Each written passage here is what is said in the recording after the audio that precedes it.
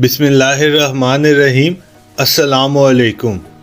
Sugar एक इंतहाई ख़तरनाक और जानलेवा बीमारी है। शुगर को उम्मुल अमराज यानी तमाम बीमारियों की माँ भी कहा जाता है।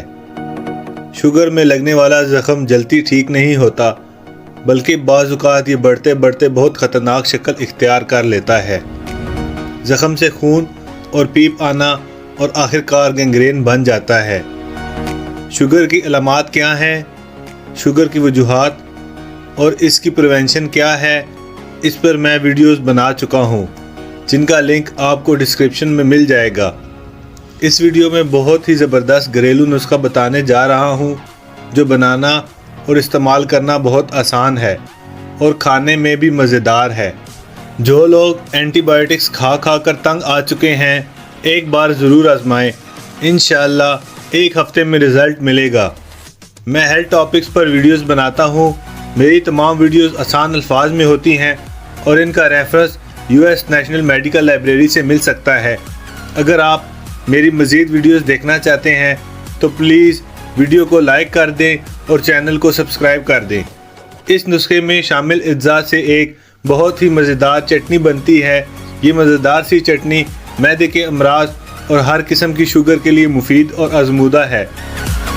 शुगर का वो मरीज़ जिनका ज़ख़म ख़राब होकर आखिरी हद तक पहुंच चुका और गैंग्रीन बन गया है, सर्जन पाँव या जिस्म का वो हिस्सा जहां ज़ख़म है काटने का मशवरा दे रहे हैं, वो परेशान और मायूस ना हो। ये चटनी आप ज़्यादा बनाकर फ्रिज में भी रख सकते हैं। बस 1 चम्मच सुबह, दोपहर और शाम में इस्तेमाल करें और इसका कमाल देखें। आखिरी दर्जे की शुगर ख़त्म हो जाती है, ज़ख़म भर जाते हैं। वो ज़ख़म जिनसे पीप और खून रिश्ता हो बिल्कुल ख़त्म हो जाते हैं। जिनके पाँव और पिंडलियों पर वर्म हो और उंगली से दबाने पर गड्ढा पड़ जाता हो, उन्हें इस्तेमाल करवाएं। वर्म के लिए बहुत मुफीद है। चाहे तो मिकदार आधा चम्मच भी कर सकते हैं। मिकदार कम या ज़्यादा करना आप पर मुनहसर है। एक साहिब जो डॉक्टर के कहने पर अपने पाँव की 5 उंगलियां कटवा चुके थे, उन्हें ये नुस्खा इस्तेमाल करवाया। वो एंटीबायोटिक यूज़ कर रहे थे लेकिन नाउम्मीद थे। इस नुस्खे के 2 हफ्ते के इस्तेमाल के बाद उनसे मिलना हुआ। चेहरे पर बड़ी रौनक और चमक थी। कहने लगे, पहले तो मैं माजरत चाहूँगा, मुझे कभी इन टोटकों पर एतमाद नहीं था। फिर मैंने इसे इस्तेमाल किया। पहले तो हल्की सी जलन हुई। मैंने कहा, दुश्मन का निकलना बेहतर है रहना नहीं। फिर मुझे वाकई सुकून मिला। मेरे ज़ख़म से रेशा निकलना शुरू हो गया। 1 हफ्ते के इस्तेमाल से मैंने एंटीबायोटिक छोड़ दी। मुझे ज़ख़म दिखाने लगे। ज़ख़म काफ़ी हद तक भर चुका था। ज़ख़म में खारिश भी हो रही थी, जो ज़ख़म भरने का सबूत है।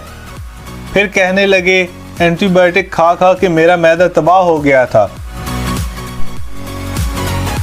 तबीयत और एसाब में खिंचाव रहता था। अब मैदे का निज़ाम भी बेहतर है।